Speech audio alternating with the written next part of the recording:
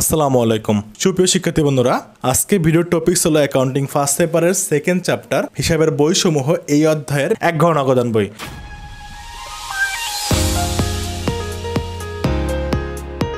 নগদান বই মূলত চার প্রকার: এক ঘরা, দুই ঘরা, তিন ঘরা এবং খুচরা।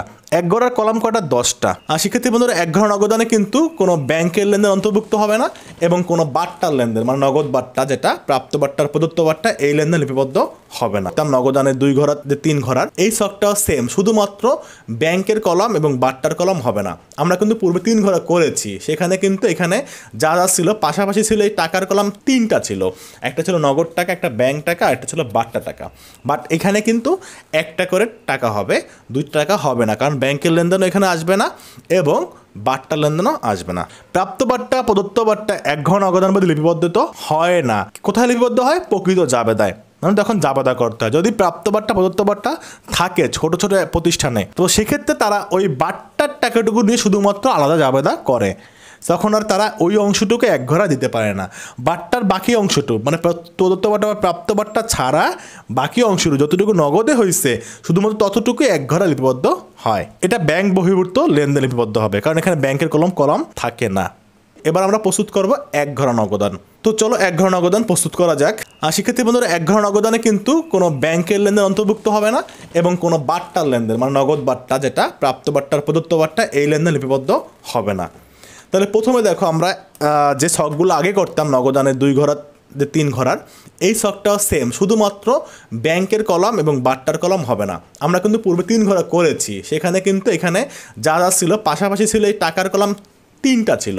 একটা ছিল নগদ টাকা, একটা ব্যাংক টাকা, একটা ছিল বাট্টা টাকা।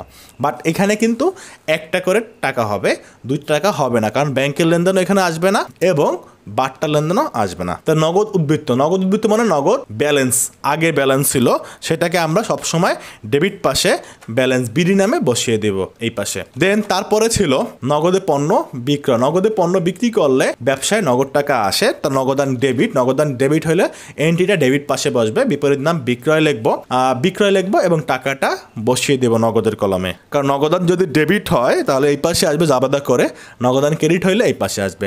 তোমাকে অবশ্যই জাবেদা পারতে হবে, জাবেদা যত ভালো পারবা তুমি কিন্তু অ্যাকাউন্টিং তত ভালো পারবা। আর দেন হলো যে নগদে পণ্য ক্রয় করলে ক্রয় হিসাব ডেবিট, নগদান ক্রেডিট, কারণ নগদ টাকা চলে গেছে, নগদান ক্রেডিট।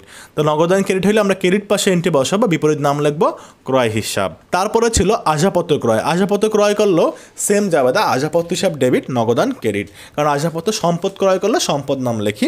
তো নগদান ক্রেডিট আমার নগদ পাশে যাবে, নগদান ক্রেডিট যেহেতু ছিল, এবং নাম লিখবো বিপরীত নাম আসবাবপত্র হিসাব।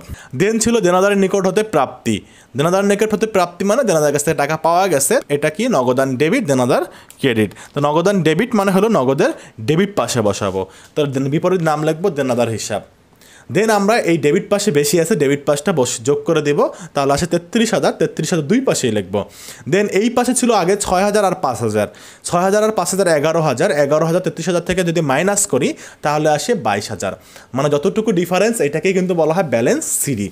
ব্যালেন্স সিডি কী করা হয়? যে মাসে অঙ্ক করি সেই মাসের শেষ তারিখে করা হয়, আর ঠিক পরবর্তী মাসের প্রথম তারিখে লেখা হয় সেম টাকাটা ব্যালেন্স বিডি, এবং ব্যালেন্স সিডি যে পাশে থাকে তার বিপরীত পাশে ব্যালেন্স বিডি লিখতে হয়। তো শিক্ষার্থী বন্ধুরা, আশা করি এগুলো তুমি বুঝতে পারছো। না বুঝতে পারলে ভিডিওটা অবশ্যই বারবার টেনে পিছনের দিকে দেখো, তাহলে আবার বুঝতে পারবা। একটা ভিডিও বেশ কয়েকবার দেখো যতক্ষণ পর্যন্ত তুমি ক্লিয়ার না হও। তারপরে কোশ্চেন থাকলে অবশ্যই আমাদের সাথে তুমি কন্ট্যাক্ট করবে।